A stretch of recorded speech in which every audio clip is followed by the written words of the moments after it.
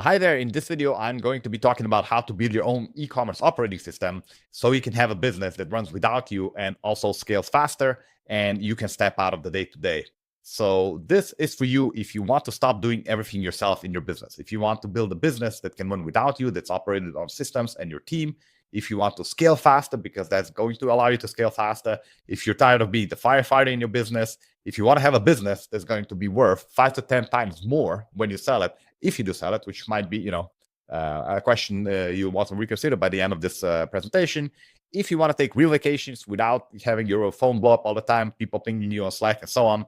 Again, if you want to have your team actually handle their stuff without asking for permission all the time or where to find things and things like that. If you want to turn your business, your store, into a real asset and not a job, and I'll explain later what I mean by that. If you want to become a real CEO instead of a glorified employee. And again, we'll touch on these concepts a little bit more in detail later. So basically, if you want to get your life back while growing revenue, then this presentation is for you. So you're about to see how e-commerce owners go from being trapped in daily operations to building businesses that can run themselves using a 5-step simple system. Now, when I say simple, doesn't mean that it's easy, right? These are like two different concepts. I think can be simple, but it's hard to execute. So yeah, we'll get to that a little bit later. So basically, let's talk about what's at stake if you keep operating the way how you're probably operating right now, which is probably why you're watching this presentation. So every month as a bottleneck means you're working too many hours. You're working hours that you didn't have to work. Every month, when you don't have systems, you are missing your growth opportunities because you're stuck in the weeds unnecessarily. Again, we'll go more in details on all these things. And every year that your business is founder dependent means it's worth a lot less to anybody who would potentially want to buy it. Now, you don't want to sell it, but maybe you don't want to sell it yet. Maybe you're thinking about it. It doesn't really matter. We'll explore these concepts more as we go. So who am I? Just quickly, my name is Yanis, and for over 10 years, I've been helping online businesses grow through marketing, operations, business strategy, through my agency, consulting, and fractional CEO and COO services. I don't do this anymore, but that's why we have this company now. So I work inside of over 100 online businesses, and I'm going to share the patterns that I've discovered. These are just the things that I've seen, what I've learned working with the entrepreneurs like you. And yeah, that's basically what this presentation is about. So here are the things that I've seen fail, right? So after working with so many business owners, pretty much everybody wants to create more money and more time for themselves. That's why you launch a business, right? You want to make more money, you want to be your own boss, and you want to be free from having to work if you figure out how to do that. So basically, here are the typical solutions that people try, and I'm sure you've tried several of these on your own. So basically, you try to hire more people. Now, when you try to hire more people, if you don't have systems, you create expensive chaos. All of a sudden, you're managing those people. It's like more work than you anticipated. People go back to like, it was easier when I was just doing everything myself. Next solution you try, I'm sure you've been writing SOPs, documenting stuff. Usually, you create a graveyard. Nobody's using that. It becomes like an archive thing, or it's outdated. You're wondering like, okay, why am I even doing this? Or you tried working harder. We all did, right? You work harder, you work longer hours. You think, okay, this is going to work. I'm going to grow the business by grinding through it. You're hiring agencies for sure. You're hiring Facebook ads agencies, email agencies, whatever you're hiring. Usually they're expensive. They don't really understand your business. I mean, they have their own business to focus on. Yeah, that's all I'm going to say for now. You probably tried new apps, new tools, virtual assistants. You bought expensive courses. Usually you get generic advice. I mean, it might be good. I'm not saying all courses are bad. Some are good. Most are really not that great. And obviously you try to delegate, right? Everybody's talking about delegation. You need to delegate. But usually, things come back broken, or you still need to micromanage, and you're wondering, like, again, am I just wasting my time? It's so frustrating. Would be faster if I just did it myself. So after all this time, you're wasting time and money, and you're still the bottleneck. You're still working 60 hours, still can't take real vacations. You still have a job and not a business. And what I mean by that is, if you don't have a business that can operate without you for 2 weeks, you don't really have a business. And there's nothing wrong with it. It's just the matter of fact. You have a job that relies on you. You got to do the grind. You got to push forward. And this is how you grow. So in this video, we're going to be talking about how to start putting things in place so you can step out of that role, because that's actually going to allow you not to just work less, but to work more strategically on things that can create more growth. So but here's what's interesting. Every single solution that people tried and failed is missing the same thing. And I'm going to reel about it a little bit later. And once you see it, you understand like why this fails and like, why you need to like a different approach that connects everything. But yeah, first, let me show you why these things don't work, right? So again, I already knew there was a deeper issue. Like I already built and scaled a 7-figure online business about a decade ago. As an architect, I'll explain what this term means a little bit. I have like my own terminology, but basically I had proper systems in place. Now, when we started the agency running Facebook ads for clients, which was a different business, I underestimated how unsystemized and chaotic most businesses really are. I built a business like using systems. I forgot the learning curve. It's easy to think, okay, this is like just self-evident. It's not really unless you spend a lot of time with it. But yeah, as I started consulting and as we started running ads and working with people, I realized like they don't really have any systems. It's mostly complete chaos. Everything depends on the founder. It doesn't really matter how big the business was. It was always the same thing. So this was the evolution of like, why I created an e-commerce operating system. It's basically first to think, okay, we're a traffic agency. We're going to help people with great ads and they're going to get more traffic and we're going to get more sales. But it didn't solve their problems, right? Then it's like, okay, why doesn't it solve the problem? Well, they need more than just ads, right? Like it's not just sending traffic to them. They actually need like, proper funnels, like conversions, offers, all this sort of stuff. Okay, they need the entire marketing strategy. Cool. Let's help them with that. We were consulting them on the marketing strategy.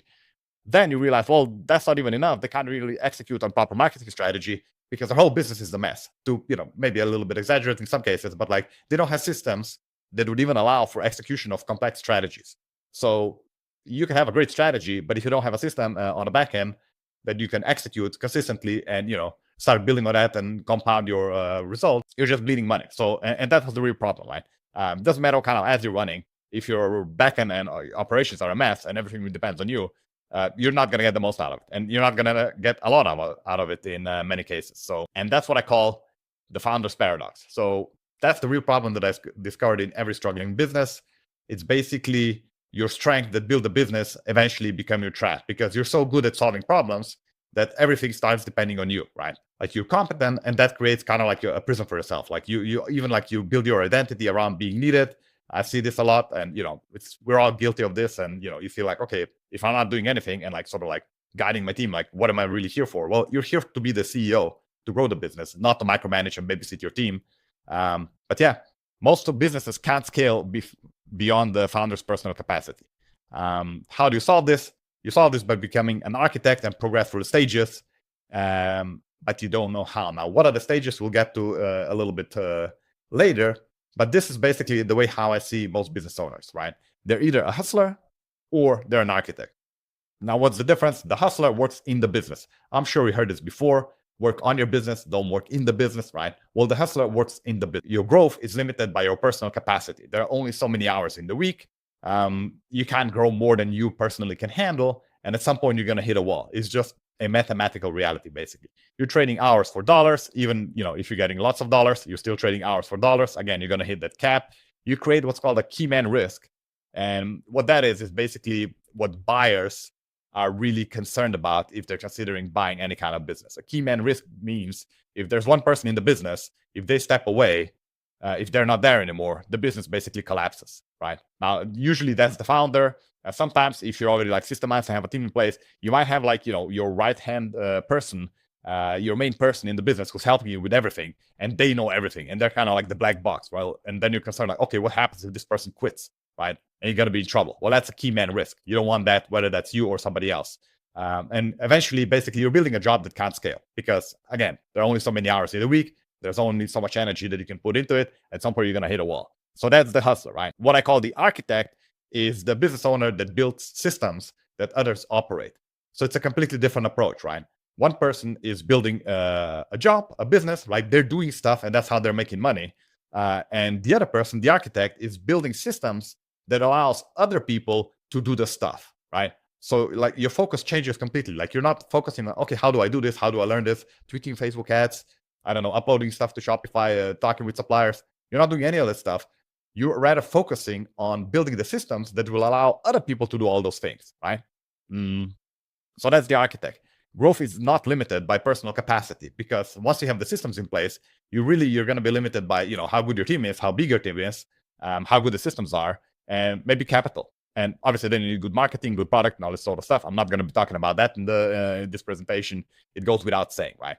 The architect eventually creates leveraged income, right? Because again, there's no cap to it. It's the better your systems, the more you can make. It's not limited by your personal hours that you can put in every single week into the business. It eliminates the dependency risk because once you're not the main driver driving things forward. I mean, you are, but you're not the person putting in the sweat equity. Everything is driven forward by systems and team members. And the great thing about having systems is that makes your team members more efficient, but it also doesn't make any of the team members kind of like a key man black box that, like, if they leave, things will, go bad, basically. So there's no dependency anymore because it all depends on systems, and systems are yours. You have them there. You can, plug and play. You can replace people and so on. So basically, you build an asset that can scale exponentially because over time things compound, and the longer you're playing this game, the longer, the more money you'll make. So here's an average day, just a different way of seeing the same concept. Hustlers, what do? 6 a.m. email panic. You already got Slack messages, you got emails, fire drills, constant urgency. You're reading your breakfast at a laptop, or at least looking at a phone. You're checking what's happening. You're checking like overnight sales, maybe. During the day, you got customer service issues, supplier problems. You got no time for lunch at your desk. Everything is urgent. In the evening, you're still working. Even, you might be spending time with your family.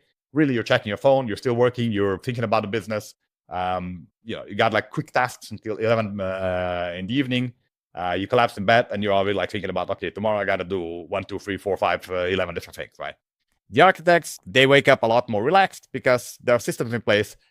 They don't have to start grinding immediately for things to start happening because the team and the systems are taking care of it, right? So it's a completely different like mindset, and obviously your morning is going to look different.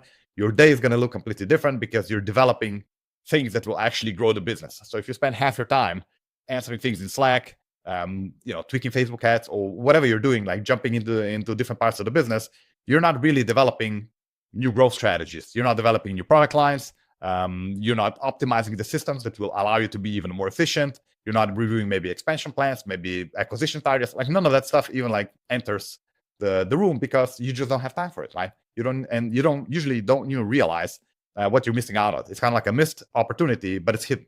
So, but we're going to be talking about this a little bit more in the future. Evening, total freedom if you want it. If you want to grind all day, good for you. Develop more strategies. Just don't grind on the little busy work stuff, right? But usually you can switch off 5 p.m., usually a lot earlier. It can be present with the family. Weekends are real vacations without your phone. This is all optional, right? And that's going to actually allow you to do a lot more strategic work. Because believe it or not, like if you just do strategic work, it's also a lot of energy that goes for that. It's quite exhausting. So you can't really do more than like 8 hours. Even that's like stretching it, right? But anyway, so probably you'll be switching off a lot faster. So here's the pattern of success. The businesses that scale all have founders who transform from hustlers to architects, right? Think of any big business out there. I don't know, Amazon, right? Like Jeff Bezos is not there packing boxes or whatever.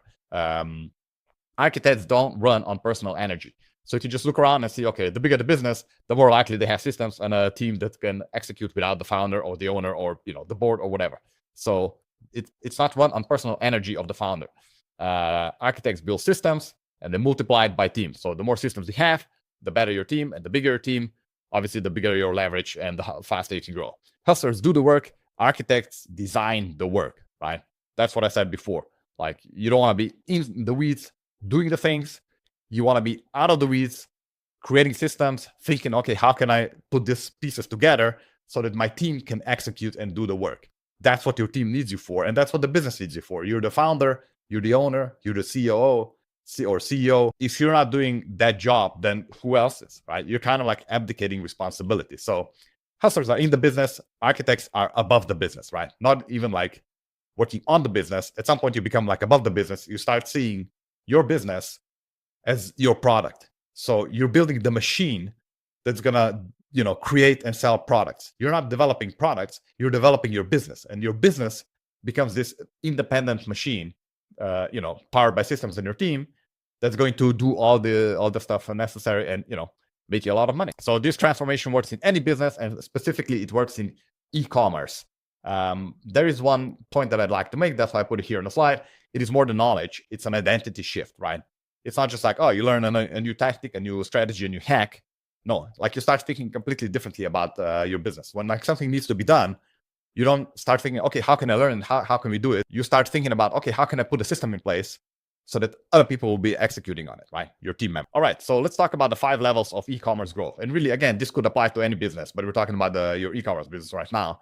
So the way I see it, there's 5 stages that every e-commerce business goes through, right? I call them the worker, the manager, the CEO, the boardroom owner, and the exit. And we're going to spend the next few minutes going into more detail. But basically, the worker is like, you're doing the work. You're doing the work. There's nobody else. It's just you. That's how usually it is at the beginning. Maybe you have like a virtual assistant or something like that. But basically, you're doing the work. The manager is like, now you already have a few team members. You have a few team members, and you're managing the people doing the work. You're still doing work. You're just managing people who are doing the work. So it's kind of like already you're creating a little bit of leverage, which creates different problems, but it's already better than being the worker, right? The CEO, that's where I'm going to argue you want to be at least, is you build systems that other people manage. Because at that point, you've hired managers who are managing even your workers, right? Then the next level is the boardroom owner, what I call a boardroom owner. It's the business runs completely without you. So you replaced yourself as the CEO. You got other people, thinking about strategy and growth and executing and so on. And you're not really needed. You're there for strategic advice if needed, if you want it. If not, you don't really have to be too involved. And then it's the exit. Obviously, you sell the business. You're not there anymore at all. So let's go a little bit more into details about these 5 stages. So once you can understand it, then you can see yourself on this progression, and then you will see like what you need to do to get to the next stage and the next stage and the next stage. Because with each stage, you get more time and you get more money, which I said at the beginning, these are the 2 things that, people start businesses for. Now, you might have also a mission that's driving you and motivating you, and that's totally cool. But it's not a charity, right? So like you're in this to make money and create more time so you can help more people or whatever your mission might be. So basically, stage 1 is the worker. Now, I have a little note here underneath. Typically, you're capped at 50K a month or less. Now, that's not a solid rule. That's just what I've seen. That's like an estimate. I've seen people do more or less and be in different stages. That doesn't really matter. It's kind of like an estimate. So basically, when you're the worker, you do almost everything personally. So like you're the person like doing everything. You can't take a day off, because if you take a day off, nothing happens. The business basically stops. Your revenue, like I said before, it's capped at personal capacity. You are working 60 plus hours, and business owners. Basically, why are you working 60 hours? Because you want to grow the business faster. The only way that you know how to grow the business faster is to work more, right? And as entrepreneurs, we're all like, that's the stage we all go through. And, it's not a bad stage. It's just a stage. You can enjoy your work. We're all motivated. I mean, time can fly when you're like really, in the nitty gritty, like doing a lot of stuff in your business. It can be fun. It can be rewarding and so on. But that's basically the stage that you're at the beginning. Then it's stage 2. It's the manager. Okay. The manager has help, but it's usually still involved in everything. You can delegate tasks, but you're not delegating decisions, right? So you need to create tasks and you need to create work for other people. And then you're checking, okay, how did they do it? Did they do it well? Usually they're asking you in between, how do you do this particular part of the task that you gave me? And you're like answering in Slack or wherever, Asana, ClickUp, whatever you're using. So you have a few VAs, but they keep bombing you with questions because that's just the nature of this stage, right? Unless you have systems.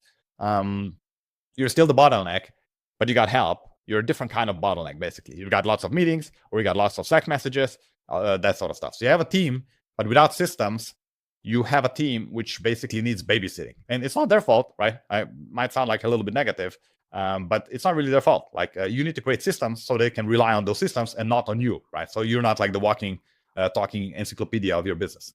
Now, somehow you quite often end up working more managing the people that you did when you were just doing the work yourself. I heard this so many times. So, like, it was easier to just do the thing myself than, getting frustrated when people keep asking me how to do this thing.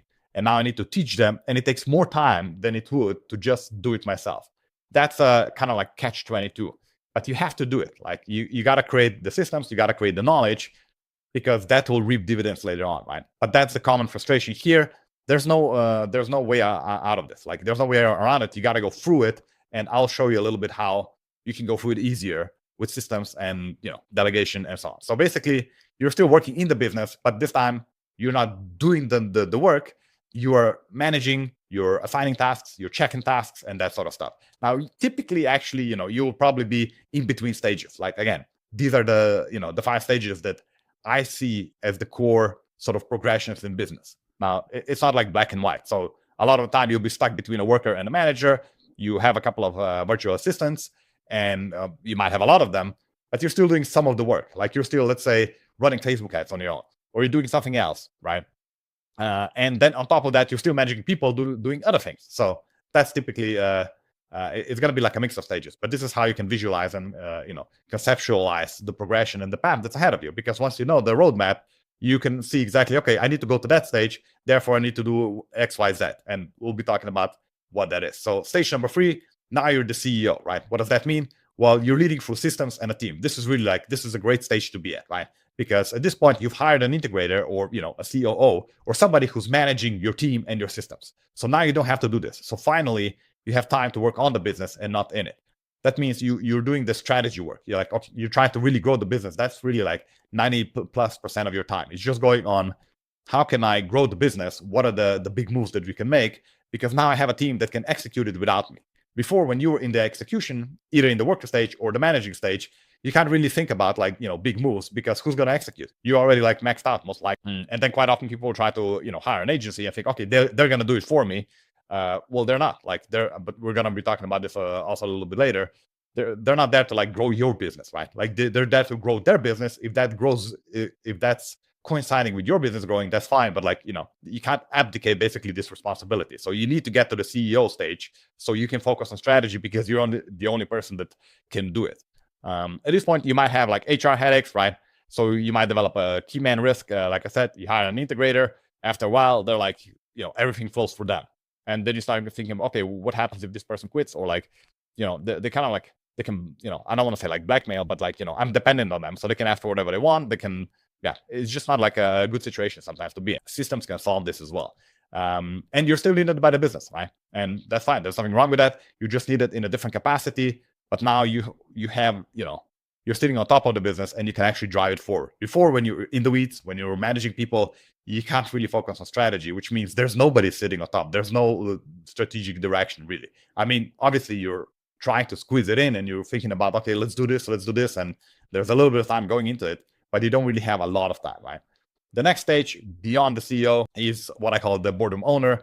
At that point, you're not really involved. You hire the CEO. You have true passive income and freedom. Now, those are buzzwords that are thrown in the online world all the time around. Especially, let's say, for course creators, create passive income. It's not really passive. There's a lot of work that goes into creating courses.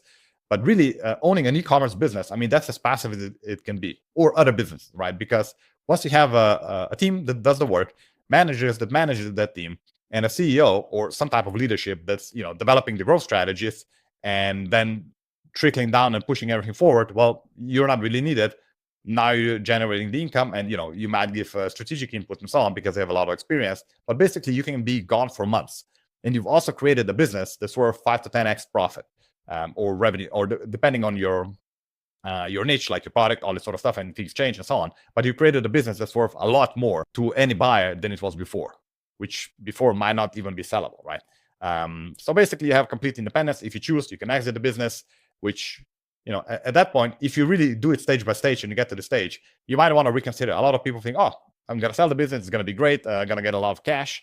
But then they realize, okay, that cash is going to be gone after a while. And what am I going to do afterwards? So it's not necessarily the ultimate goal for everybody, right? Yes, if you get life-changing money, then obviously, but selling shouldn't be a requirement. It should be an option. And too many people get trapped in their business and they want to sell it as a way to get out. But that doesn't give you a good price. You need to fix the business to get a good value for it, or even to be, sellable.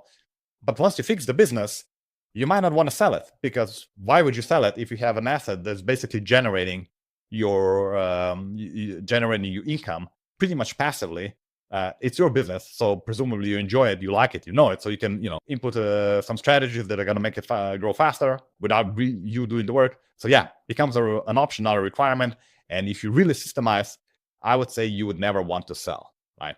Because what are you going to do? Sell, take the cash, put it in stock or investments. Well, now you're investing in other people's businesses, basically. Why wouldn't you just invest in yours if you don't have to work in it, right? So here's the quick freedom test to help you decide which stage you're at. You probably already have an idea based on the details that I went through.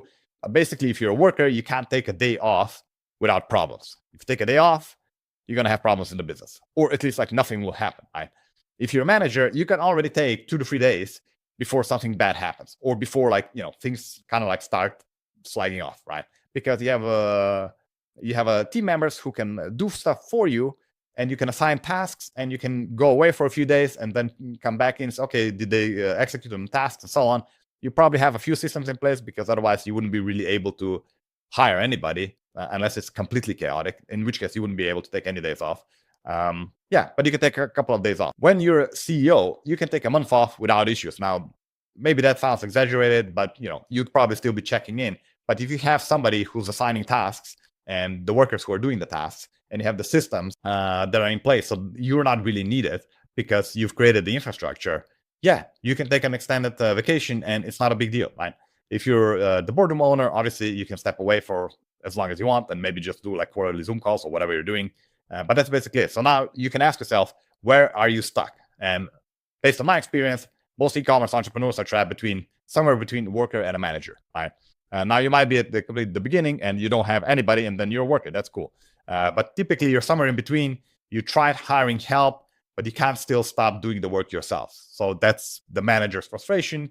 They hire people, realize there's a lot of work training, hiring, people flop, you got to replace them. And it just sometimes feels easier when you're doing it yourself. And that's the trap. And then some people just stay small on purpose because they feel like, okay, I don't want to go through this wall. It's too painful. I'm just going to kind of go back into my little shell and, stay there.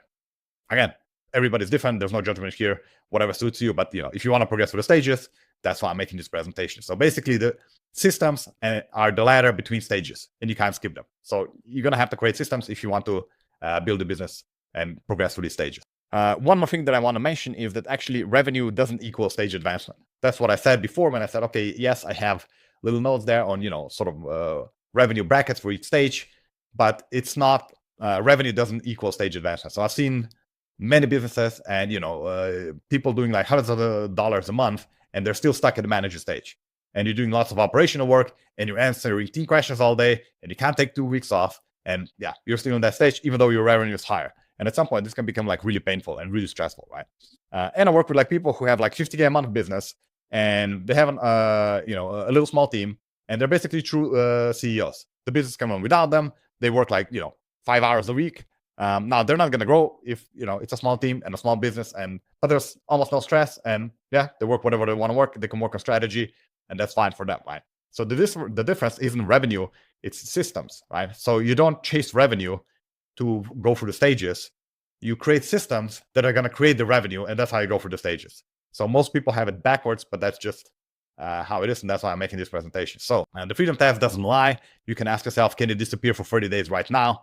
If not, you're operational regardless of how much you're making. If you can't step away for 30 days, you're in the weeds, basically.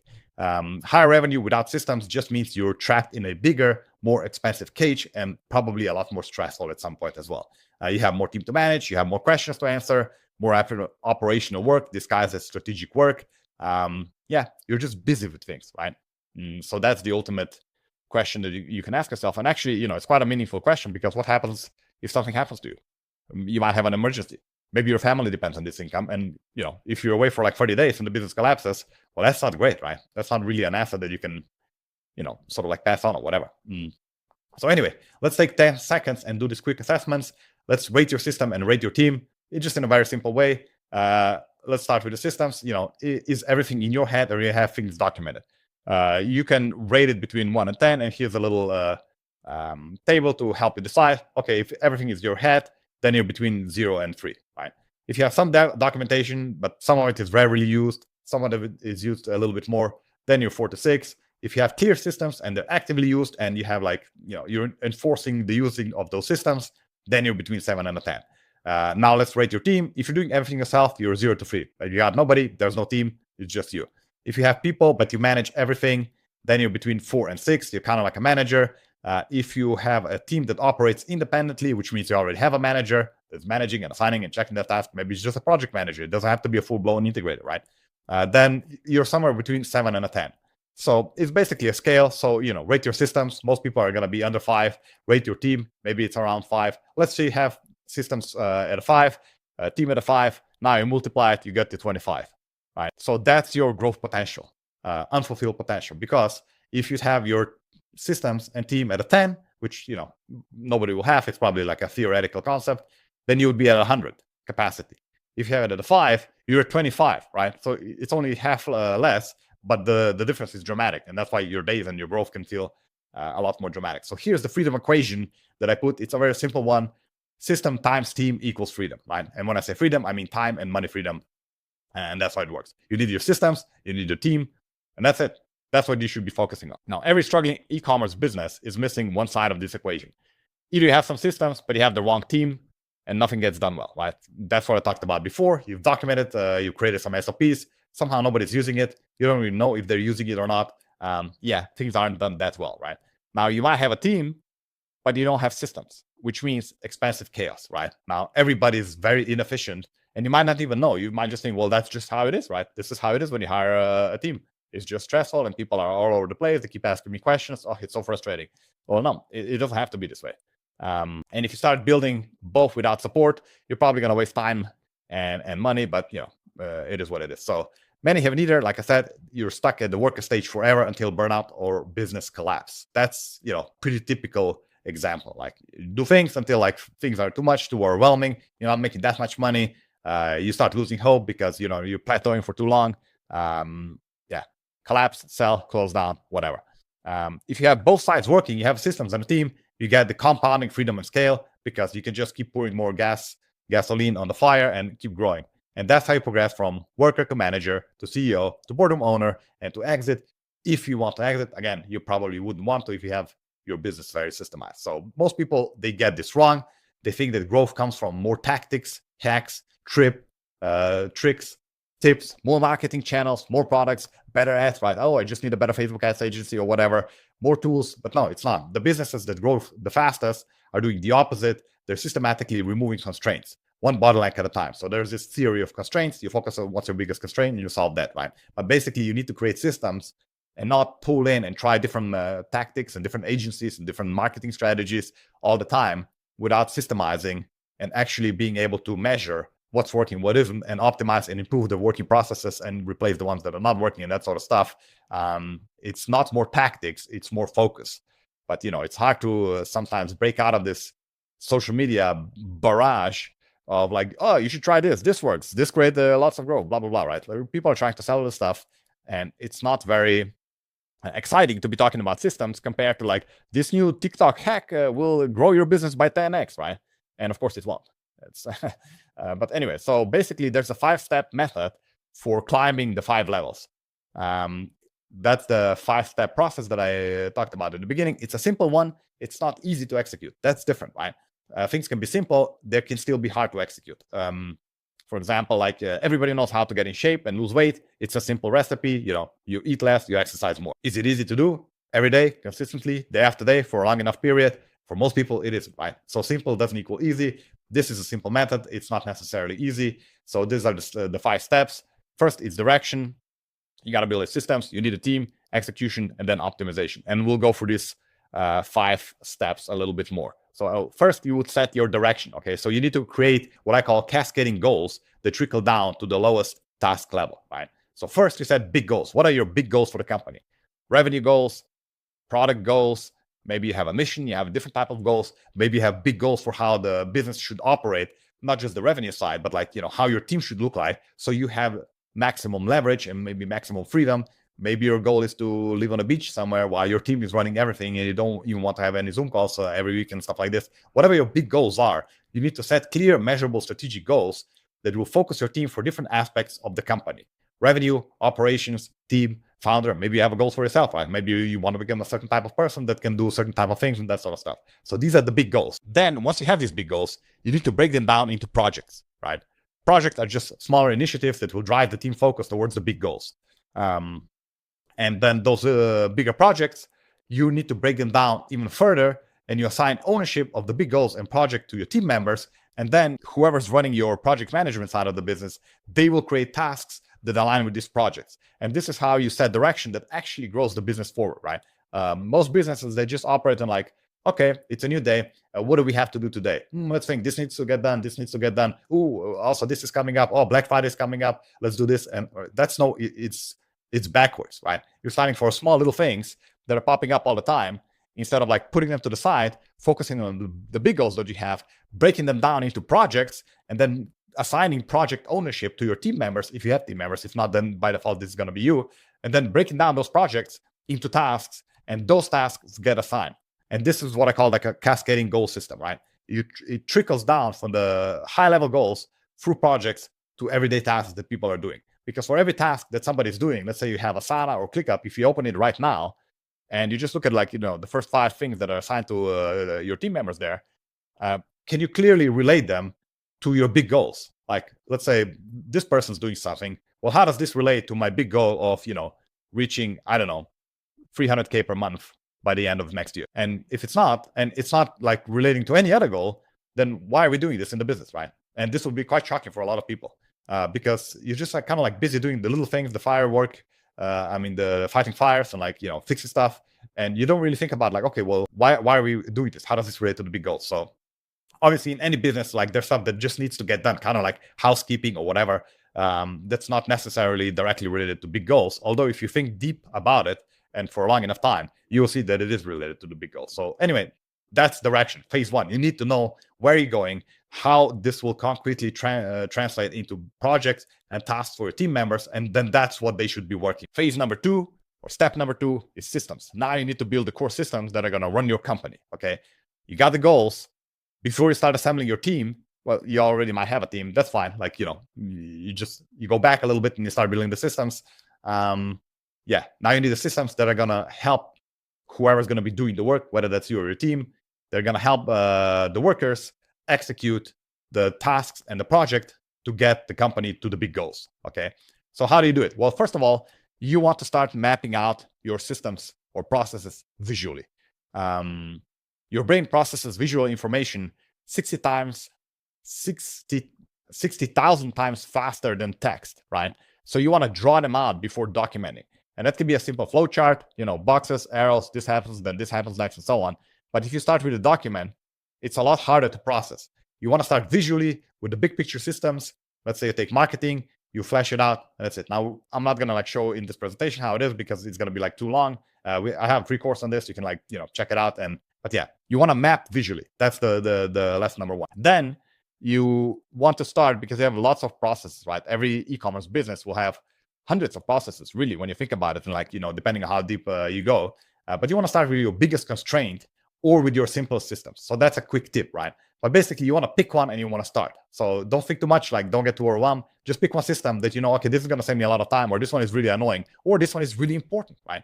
And you pick one and you just map it visually. So then once you have it all mapped out visually, you find the critical steps. You follow the 80-20, the Pareto principle. You just document the SOPs for the most important parts. So you have that covered. You don't need to document every single little thing. Once you're beginning to think systematically, you will get overwhelmed. And again, you create big pile of documents that nobody's going to actually execute. And then you'll think, this doesn't work. And what's the point of this, right? And then you create simple SOPs, document how work gets done. So see how now SOPs are only created once you have the whole system mapped out. And then they're tied to steps in the system.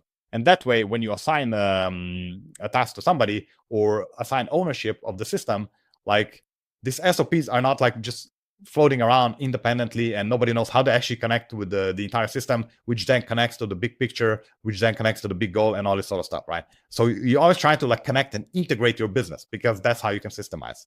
So you create simple SOPs for those critical steps, and then you start expanding because every system will free up some of your time. Now you have more time for the next system. You create the next one, you have even more time, you keep building, and basically it starts compounding. So that's phase 2. You want to start building your systems. Phase number 3, team. So you want to build a team that runs your system, right? So far, what do we have? We have your goals that are cascading, which means they're broken down into projects and then into small little tasks. So everything that's done in the business is clearly related to your goals.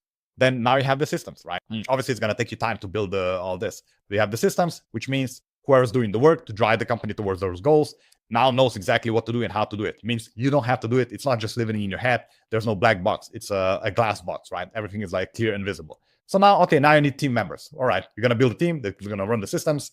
Like I said, you want to build your systems before hiring people. That's not the reality. That would be the ideal scenario, right? But obviously, you're going to probably need help. And, it all kind of goes side by side a little bit. You build a few systems, then you can hire somebody that can execute those systems. Now you have more time, you hire more people, you build more systems, and so on, right? But basically, systems are more important than people, because if you hire people and there are no systems, what are they really going to do? just like sit next to you and like keep asking you, okay, what do I do now? And then 20 minutes later, okay, what do I do now, right? So whatever you're doing, you already have some level of systems, even if you're just using a project management tool and like sort of like brain dumping your tasks in there. That's a kind of a system, right? It's a simple, basic one that's not going to get you very far, but it's a system. So anyway, you want to document the systems, then you hire people. You want to assign clear roles to every person, right? So every person should own outcomes for specific systems or processes. So you don't hire somebody to say, okay, you'll do social media. Well, what does that mean, right? No, like you assign somebody, you hire somebody, you assign them ownership of the social media, which means you're responsible for social media. You're not just, you don't hire somebody to like log into stuff and like create things and so on. No, you hire somebody to say, okay, you're going to create, I don't know, X amount of followers on this platform by the end of the year. That's it. Like, that's how you assign ownership, right? Then you create training protocols, which again are systems. You get people productive as fast as you can. You create accountability structure. Again, that's what I just said. People, when you bring them into the business, they want to be accountable. They want responsibility. They want some type of freedom to, be able to execute. But if you don't have systems, they just keep asking you. And then you think, oh, I need to micromanage. I need to babysit everybody and so on. No, you tell them like, you're responsible for this thing. You figure it out. Here's the training. Here are the systems. Here's the best practices. And then let me know what you need from me to hit your goals. And once they hit the goals, when they hit the KPIs, you say, great, let's expand the KPIs. And again, let me know if you need anything from me to help you achieve those goals. That's how you start thinking systematically, and also, deploying your team within systems so they can drive the business forward. And obviously, then you need performance standards, how to measure success, because without it, like everybody's just kind of like in the dark. So you have your systems. You have your goals, you have your systems, you have a team. That's already pretty good, right? Now you need to connect it all through execution. Okay, so how are you going to execute? And that means basically the project management, the task management systems, right? Which means things shouldn't just fall through the crack. You need to document. So basically, you need a project management tool. Asana, ClickUp, you're probably using something like this already. You need workflows. You need to track performance. You need communication systems. You need problem-solving protocols. Issues happen all the time. What are you going to do? Well, if you don't want them to come to you, then you need some type of like problem-solving protocols where like your team members know how to solve things, even though it's something that never happened before, right? Otherwise, like you're just tied to the business forever. So basically, these are the 4 stages, and then the 5th stage is you want to keep optimizing, right? Because you're not going to build everything in one go. Even if you would, things change, your business changes, the environment changes, you're launching new products. So there's this continuous cycle of optimization, right? So you want to plan for continuous improvement so that it becomes automatic. You don't want to plan for like, we're going to build this once and then we're done, right? No, like if you have nothing, yes, you're going to have like a, big effort at the beginning to build the core systems.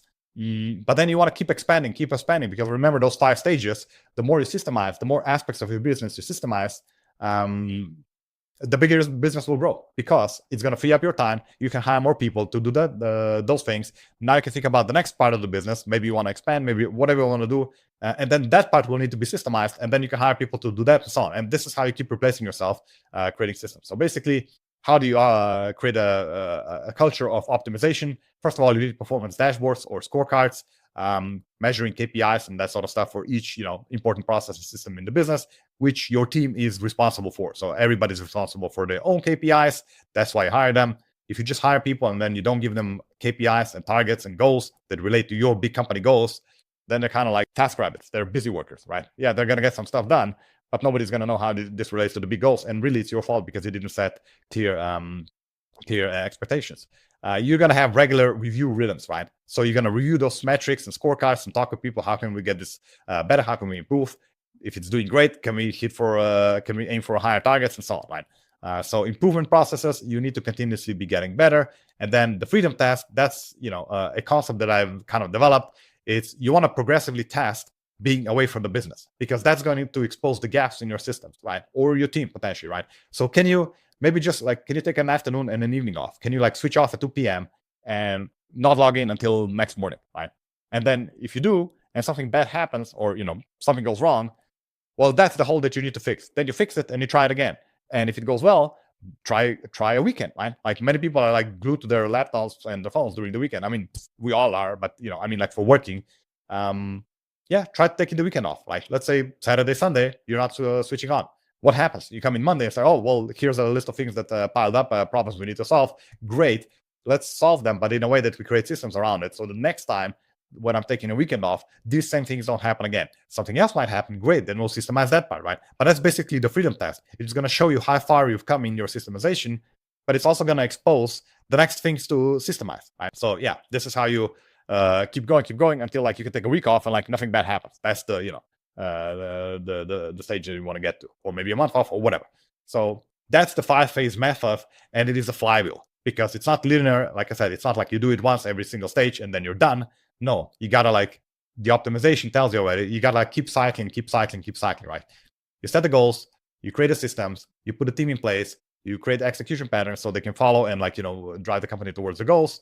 And then you keep optimizing, because if they do their job and if you did your job, now you're growing. Now you're going to go back and set higher goals. Okay, I thought this is a good goal. Great, we're reaching it. Let's set a higher goal, right?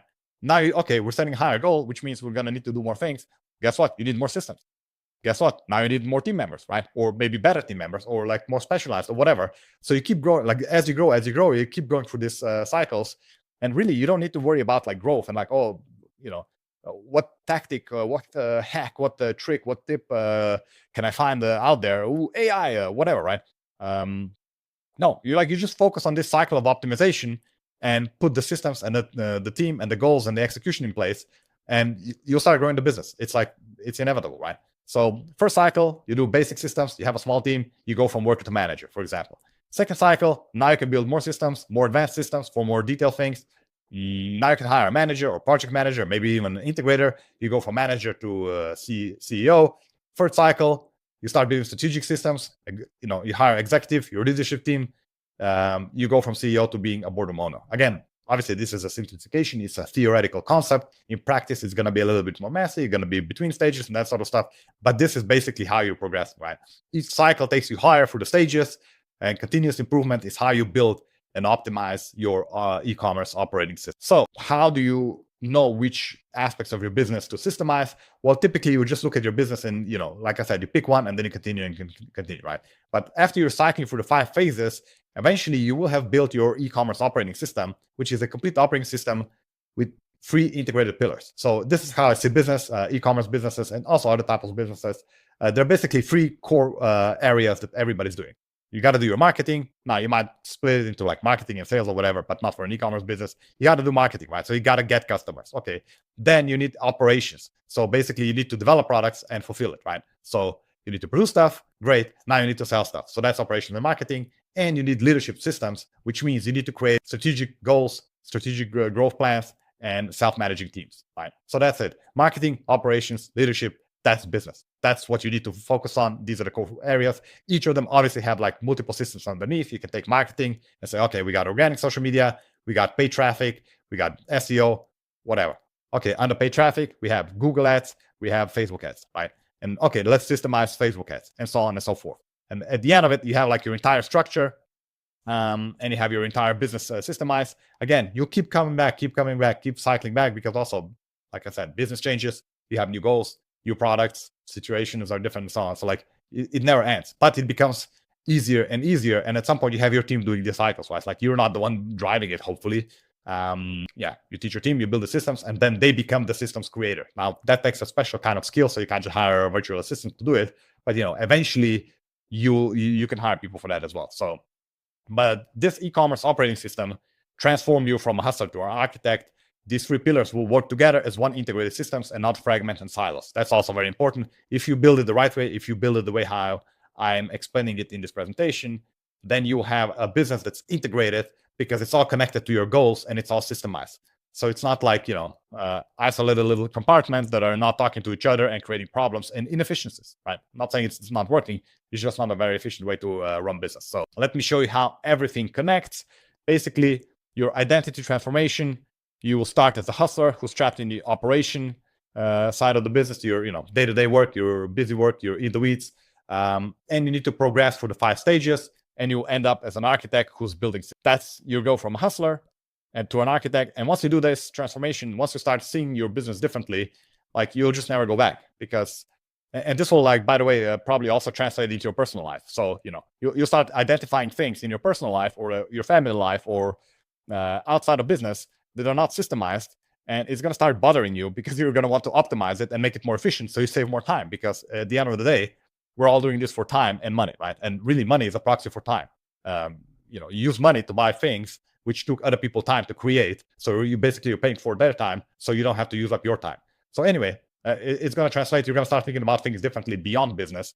And next time you're looking at a grocery trip, you're not going to sit there thinking, what do we need to buy? We're running out of this thing and we're running out of that thing. No, you're going to have a system. You're going to be like, well, we do, on Mondays, we do this online shopping thing. It's all like already there. There's a checklist. There's a list. We're tracking like what we need. Obviously, some people will take this further as others, but you'll start creating systems outside of the business.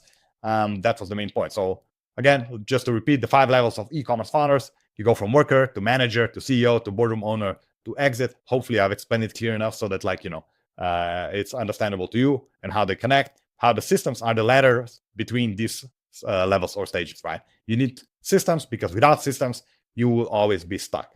Like, you might go from worker to manager, you might even hire a project manager, but you're going to be that CEO who still, and I've seen this so many times, also like consulting people, they would like quickly jump into Canva because we were consulting them on ads, and they were like, oh, let me just quickly change here the headline on this banner ad or whatever, right?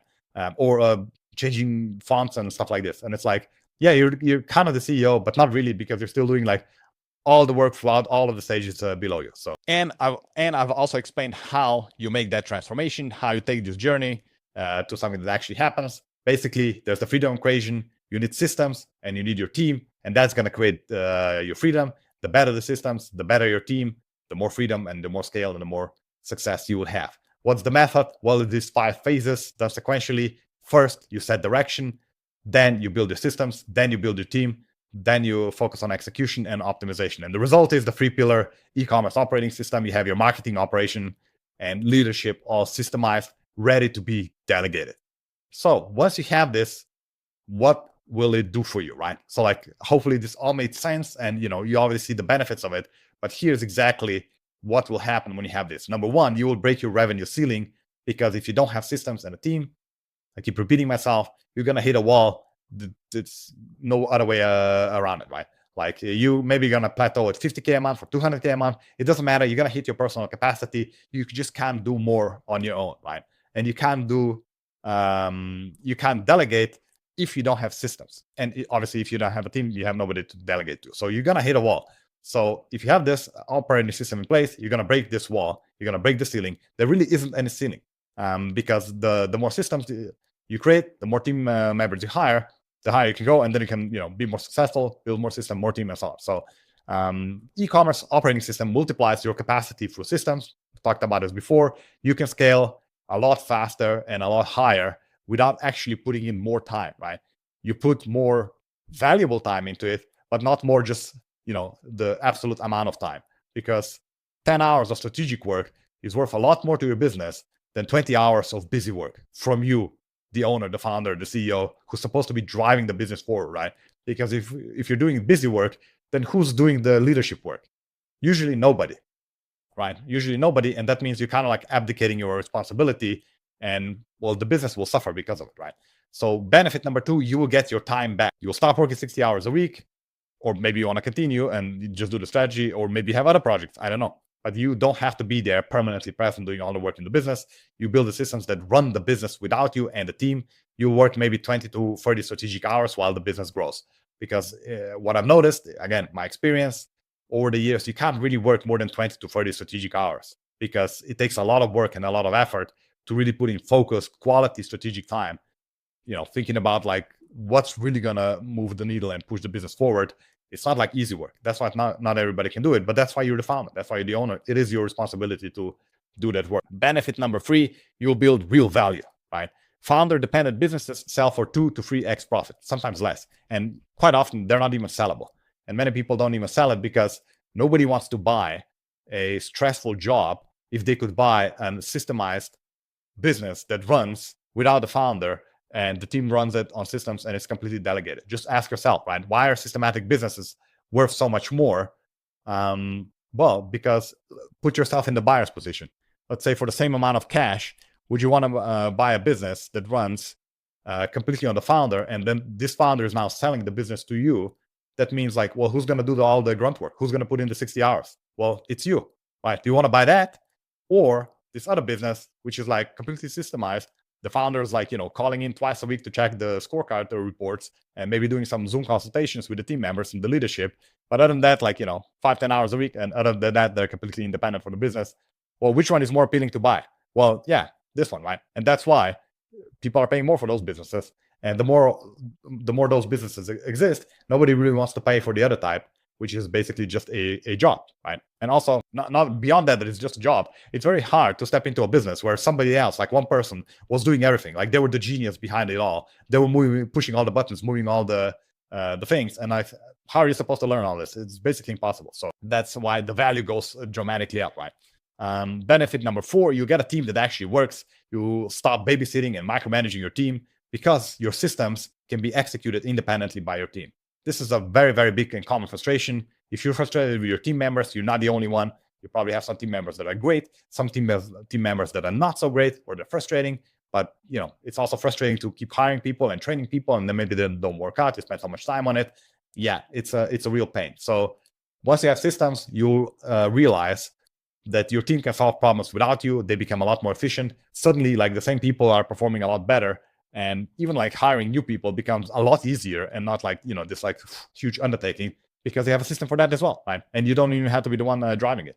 So basically, that's the complete transformation. You transform from hustler to an architect. You stop working in the business. You start building systems that other people operate, which means you're working above the business. You stop trading hours for dollars, and you create leverage income. I feel like this is like the main one. Yes, it's a buzzword, which is usually just thrown around in the online world without really any real context. It's just to sell stuff basically. But when you think about it, if you have a business that's running independently, then you have created then you did stop like trading hours for dollars. But of course, you did have to put in the time at the beginning to create all this, right? So you start owning an asset and not a job. Again, that just means you don't have to be there doing the work, pushing the buttons, and it's still generating revenue. So that's it. That's the e-commerce operating system, your complete operating system. As you cycle through these 5 stages, you just keep building and improving these 3 pillars. We already talked about that. Now, every day you wait, right? So this was the positive benefits that you will get if you start building this. If you don't start building this, if you're procrastinating, or just looking back on like the time before you saw this presentation and you had like sort of like your fork in the road decision to make, what does it cost you every day you don't do this? Okay, if you don't take action, if you don't build system, or like just continuing the way how you're continuing, then first of all, let's talk about your hidden hourly rate. All right, so hourly rate, a simple calculation. You take your annual profit, not revenue, but like profit after everything is paid for, after all your team members are paid for, and you divide it by the actual hours that you've worked, right? Now, if you're doing like 50, 60 hours a week, then that number is going to be high. And then most people will realize, if they're in the hustler mode, that they're making basically a wage of a good or good to great virtual assistant, right? But you have all the risks and the stress of ownership. You make less than some freelancers. You're stuck doing VA work instead of CEO owner work. So your hourly is suffering a lot, even though the revenue might look good on paper, right? The opportunity cost, what you're missing while you're stuck at a hustler, you're missing a lot of opportunity because you're stuck on $20 tasks while your business needs $2,000 an hour thinking, right? So these are massive losses that are usually invisible to most founders until they start thinking about it. Like if you're doing these things here that could be delegated for $20 an hour or $30 an hour, or even like $50 or $100 an hour, but they could be delegated. If you only had systems and team members that can take care of this, then you would have the time to do the higher value stuff that will create tens of thousands and hundreds of thousands of dollars over time for your business, right? So that's a massive loss, and it's invisible because it didn't happen yet.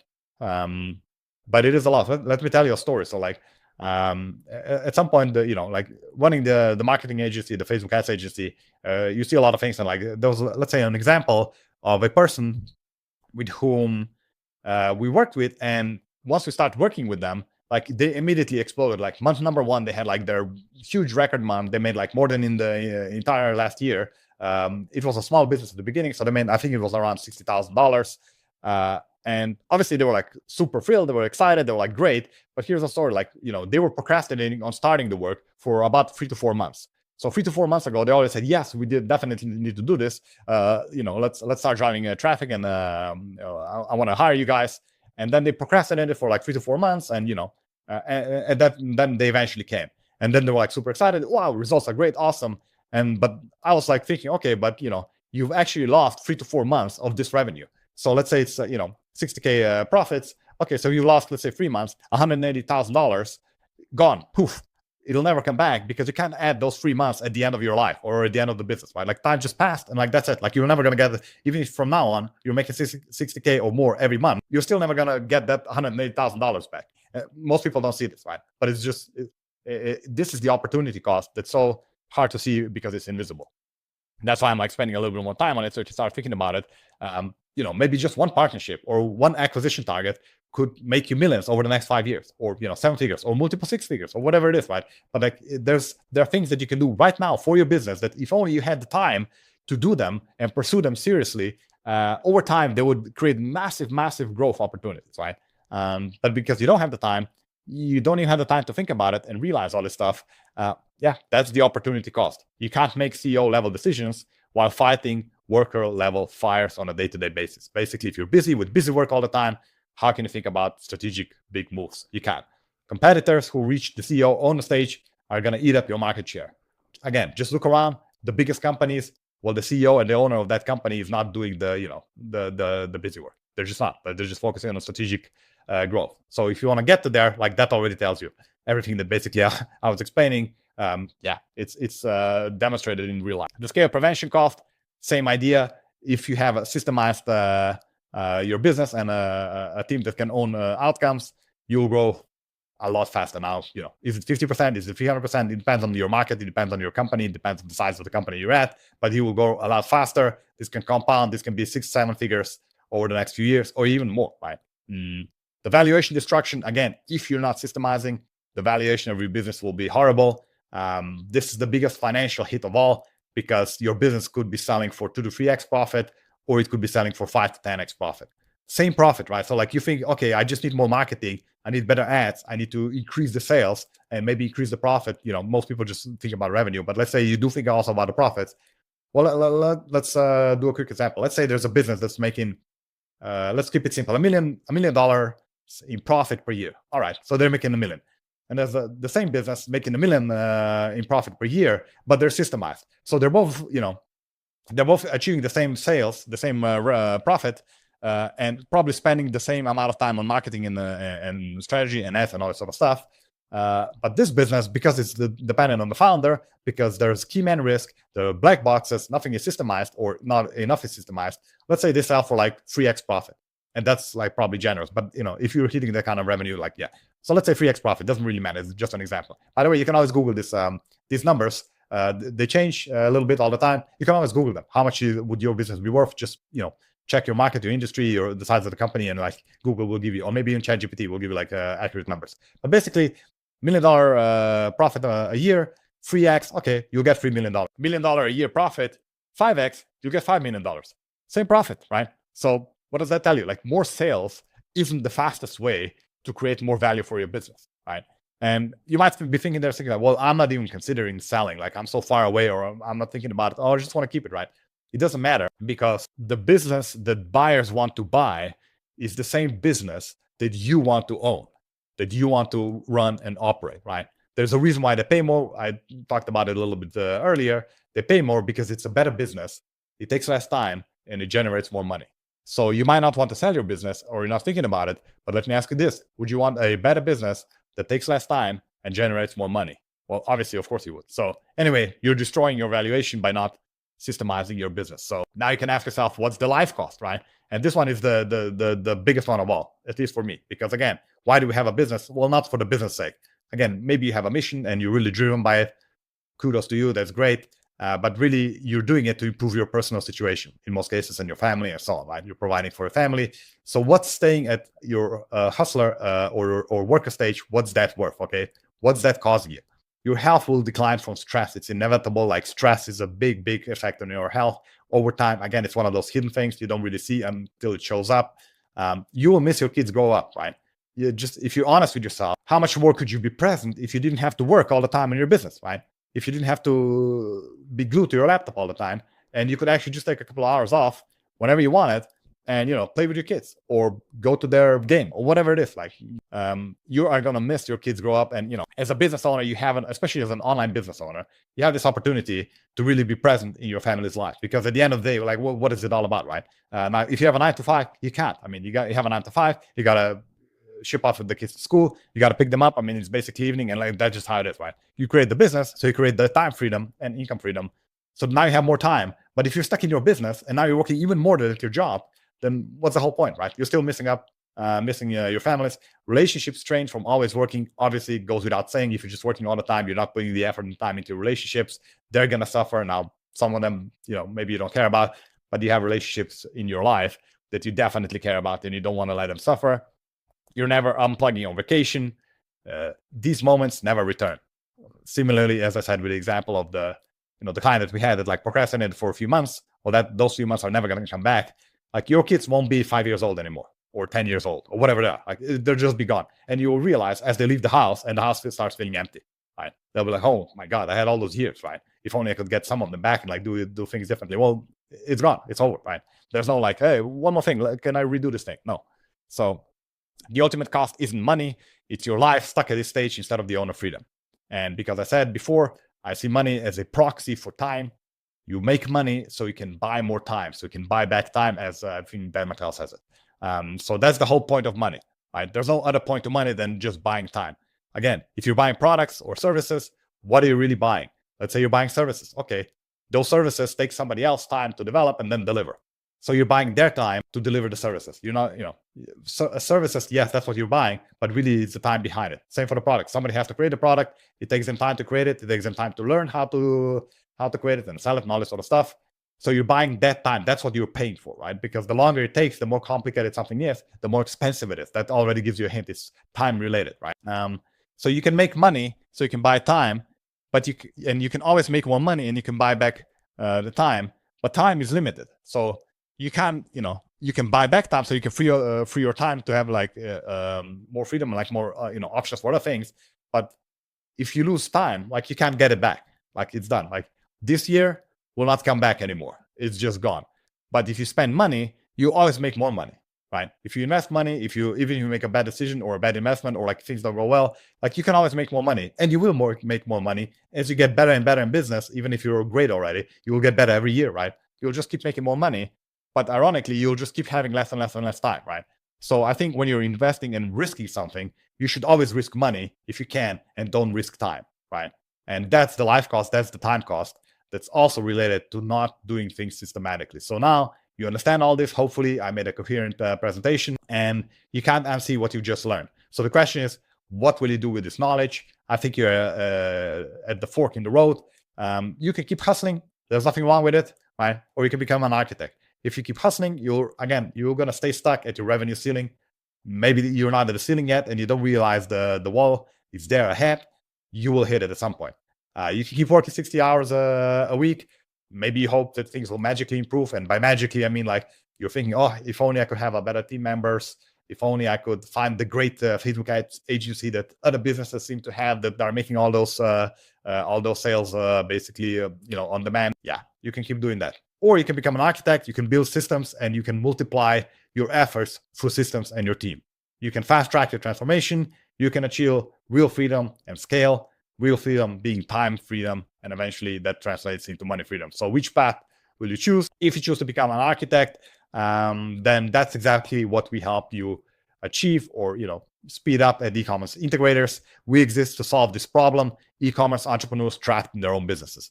Why are we different? Well, we're different because we don't just teach theory. We also specialize in the complexity of physical products, inventory, fulfillment, suppliers, multi-channel chaos. E-commerce is a lot different from many other businesses out there. And here's how we can help. Again, let's go back to the freedom equation. What did I say you need? You need your systems, you need team. We can help with both. So with the systems, you can learn it, we guide you, or we build it for you. So we have a do-it-yourself option, we have a done-for-you option. With the team, we place e-commerce specialists and assistants, and also integrators who know e-commerce and our systems, and they will help you move your business forward. So the systems you can get from us, the team you can get from us. You have both sides of the equation. There's more information on our website. I'm not going to make like a detailed pitch in this video. So, but yeah, you can have a look and check it out. We have free ebooks, we have free course, we have a flagship course, we have mastermind, we have done for you services, and we have the staffing component, which replace qualified and pre-trained team members into your business if you need that. So here, the do-it-yourself path, courses and programs, that's for you if you want to learn the methodology and implement yourself with our guidance. I mentioned we have a free book, we have a free course, we have the e-commerce command center course, which is where you build your command center. If you want more information on that, there's a page on our website. We have the e-commerce machine course, which is the complete build of your e-commerce operating system. And we have the e-commerce boardroom, which is the ongoing mastermind for scaling. That's with the courses and programs. With a done for you path, if you have more, if you're ready to invest more and you just want to move faster and you don't want to buy courses and learn yourself, cool, that's fine. We can build your command center in one day. What does that mean? How does that look like? Go to the page on the website and you'll find more information there. And we can do your complete operations or overhaul, which means we build your entire e-commerce operating system. Obviously, these are custom projects, but again, we have pages on our website that cover all this in a lot more detail. Next thing, like I said, these are the systems. What about a team? How does it look like? We have 2 different levels. You can upgrade your remote team with hiring our full stack e-commerce specialists. These are pre-trained and managed e-commerce specialists. Again, I'm not going to go into too much detail here. There's a page on our website. Check it out. It's completely different, and nobody's doing this. And you want to definitely at least check it out if you have any kind of pain and problem with your team members, or you think like you would benefit from upgrading them. And we have e-commerce integrated placements, which means the people who are running your business instead of you, to a certain extent, they're not the CEO level. They're the level between the worker and the CEO. So they're the integrators, they're the managers. They can manage your team, they can assign and check tasks, and they can run e-commerce business to a large extent for you. So these are the team recruiting and placements. So if you want to transform from a hustler to an architect, if you want to progress from worker to manager to CEO to owner, probably not want to sell it if you do it the right way, because why would you? Like I said before, if you want to build a business that runs without you, create an asset that's worth 5 to 10 times more, whether you keep it, whether you sell it, doesn't matter. Or even, at least it will be sellable. Then you have to build your e-commerce operating system. There's just no way around it. Every day you're stuck at the worker or manager stage, costs you thousands in lost revenue, maybe tens of thousands, depending on the size of the business, probably millions in destroyed value. And obviously your life, right? You didn't build this to be stuck at a laptop 24/7. While making good money or making small progress, that's not what this is all about. That's not all there is. That's what I'm saying. So the good news, you don't have to figure this out alone. We already figured it out. You don't have to make expensive mistakes. You can just follow a proven path, which is, again, you can engage with our offers. So now your final decision, you have a choice. You can stay stuck at the lower stage, grinding as a hustler, or you can become an architect and progress to the CEO, boredom, owner, freedom. Your business is either progressing through the stages or it's dying. Typically, usually in life, if a thing isn't growing, it's basically dying. It might not realize it yet, but that's basically it. So you're leaving this webinar or this presentation as one of the 2 people. Person A, you maybe found this interesting. Obviously, if you're still watching all the way through, it was probably interesting, but maybe you won't do anything. Again, there's no judgment. I mean, this is the state of life. Like, you can't act on everything, but you might not do anything. No free resources, no exploration, no learning. You're not gonna check out a free course or free book or whatever. 12 months from now, you'll be at the same stage, same problems, same destruction, maybe worse off because you're getting more burned out and stressed out and tired of it, basically. Still operational, still leaving millions on the table. Or person number B, you might take the next small step today. Maybe you get a free ebook, maybe you start a free course. And the free course, I mean, I don't want to push it too hard, but you really should check it out. It's a lot better than most high ticket courses out there. It's gonna teach you a lot. We give it out there for free. Yeah, you can just check it out. Once you go for that, maybe you want to explore our premium solutions, take action. 4 days from now, you'll already start seeing progress. 6 months from now, your business will be unrecognizable. So which person are you? What are you going to do with this information? It's up to you. I don't judge anybody. Now you have this option. That's why we are here, to give you this option and help you through the transformation if you want to go for it. And that's it. That's it for me. Thanks for watching the whole presentation. Hopefully you learned something. Hopefully this was insightful. I didn't want to turn this just into another webinar pitch with barely any information and then just push hard on the offers. I didn't really push on the offers. I just presented you the options that you have. That's it. I would say it's a call to action. Start systemizing. There is a process. There is a system. There's a method to scaling faster without burning out. I mean, there are other systems out there. They're just not e-commerce specific. And in my opinion, in my humble opinion, ours is better. But there are other systems out there for sure. Whether you work with us or not, just stop accepting chaos as normal. That's basically my message here. you build a business that serves you and not enslaves you, and then burns you out and then collapses. So transform from hustler to architect, and you'll get faster growth. You have more free time. You have a business that runs without you, and it's going to be worth a lot more. So that's it for me. Again, thanks for watching, and explore our free offers and then engage with our premium offers if you feel like it.